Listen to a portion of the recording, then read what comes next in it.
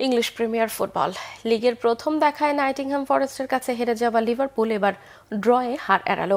মঙ্গলবার নাইটিংহ্যামের মাঠে অষ্টম মিনিটে পিছিয়ে পড়া লিগ লিডারদের ৬৬ মিনিটে সমতায় ফেরান বদলিনামা পর্তুগিজ ফরওয়ার্ড দিয়াগো জটা।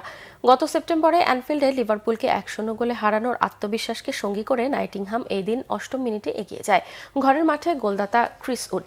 চলতি লিগে নিউজিল্যান্ডের ফরওয়ার্ডের গোল হলো ১৩টি। শুরু থেকেই বল দখলে একচেটিয়া আধিপত্য করলেও প্রথমার্ধেই গোলরক্ষকের পরীক্ষা নিতে পারেনি লিভারপুল। প্রথম ৬৫ মিনিটেও লক্ষ্যে কোনো শটই রাখতে পারেনি লিগ লিডাররা। পরের মিনিটে দিয়াগো জটার বদলি নেমে ২২ সেকেন্ডের মধ্যেই দলকে সমতায় ফেরান। লিগের অন্য ম্যাচে বদলি নামা কস্তা সিমিকাসের কর্নারের হেডটিতে গোল করেন ২৮ বছরের পর্তুগিজ ফরওয়ার্ড। ২ মিনিট পর আরেকটি সুযোগ পান জটা, তার শট ব্যর্থ করে দেন গোলরক্ষক মার্টসেলস।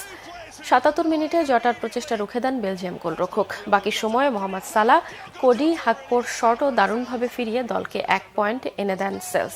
এই ড্রয়ে ২১ ম্যাচে ৪১ পয়েন্ট নিয়ে এক ম্যাচ কম খেলা আর্সেনালকে ১ পয়েন্ট পেছনে ফেলে টেবিলের ২-এ উঠেছে নাইটিংহ্যাম। শীর্ষে থাকা লিভারপুলের ২০ খেলায় সংগ্রহ ৪৭ পয়েন্ট।